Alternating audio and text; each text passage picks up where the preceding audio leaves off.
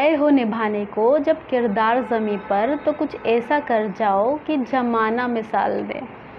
तो reel life और real life के बीच झूलती हमारी ज़िंदगी, और हम लोग समझ ही नहीं पाते कि हमारी रियल लाइफ कौन सी है और रियल लाइफ कौन सी।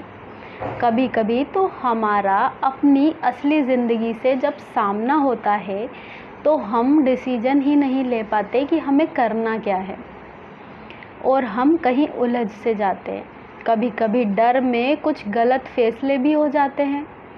तो आज मैं आपको जहाँ पर लेकर जा रही हूँ वो कोई फ़िल्म का सेट नहीं है दोस्तों, वो मेरी रियल लाइफ का एक एक्सपीरियंस है।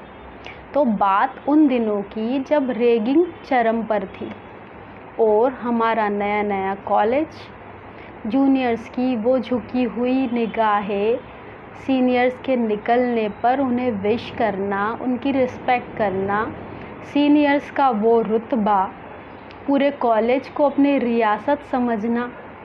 और होता भी क्यों ना, जब ऐसे सीनियर्स हो जो आपको हर कदम पर सपोर्ट करे, हर बड़े भाई बहन की तरह।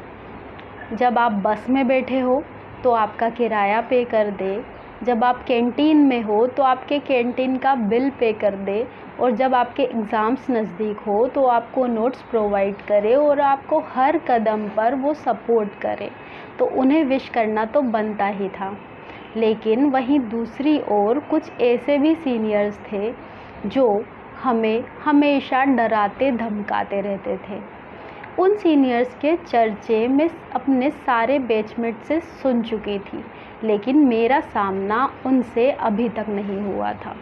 लोगों ने मुझे अवेयर भी किया था कि देखो ऐसे सीनियर से थोड़ा सा संभल कर रहना, उन्हें बस विश कर देना और निकल जाना, क्योंकि मेरा नेचर वो लोग जानते थे।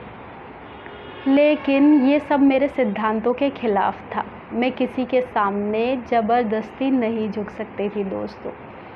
और फिर एक दिन मेरा सामना उस सीनियर से हो ही गया। कॉरिडोर में एक तरफ से जहाँ मैं और मेरी फ्रेंड और मेरे पीछे मेरे सारे बैचमेट क्लास ओवर करके निकल ही रहे थे, और दूसरी ओर से वो सीनियर और उसके 2 असिस्टेंट जो उसकी सारी बातों पर उसे फॉलो करते थे आ रहे थे। सारे जूनियर्स ने, मेरे सारे बैचमेट ने उसे विश कर दिया, लेकिन मैंने उसे विश नहीं करा और उसे इग्नोर करके आगे निकल गई। उसको मेरा विश नहीं करना बहुत बुरा लगा और उसने आगे आकर मेरा रास्ता रोका। उसने मुझसे पूछा विच सेमेस्टर, और मैंने कहा फर्स्ट। उसने कहा तमीज़ नहीं है तुम्हारे अंदर? मैंने कहा नहीं। विश करना नहीं आता? नहीं। उसने आगे बढ़कर कहा मैं तुम्हारे गाल पर एक तमाचा मारूंगा। मैंने कहा ओके, प्रिंसिपल रूम सामने है, वहीं पर चलते हैं। मेरा कूल रहना और उसका लगातार भड़कना कुछ अलग ही था। उसका गुस्सा और भी ज़्यादा बढ़ता जा रहा था। मैं वैसे ही बनी रही और मैंने प्रिंसिपल रूम की तरफ कदम बढ़ा दिए थे।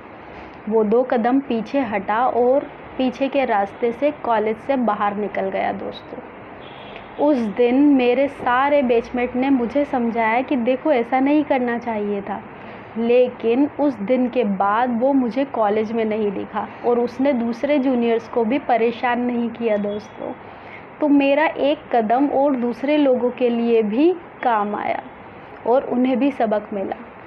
वो लोग मुझे सपोर्ट करने लगे और मेरी रिस्पेक्ट भी। तो दोस्तों कभी कभी हमारे कुछ कदम दूसरों के लिए मिसाल बन जाते हैं।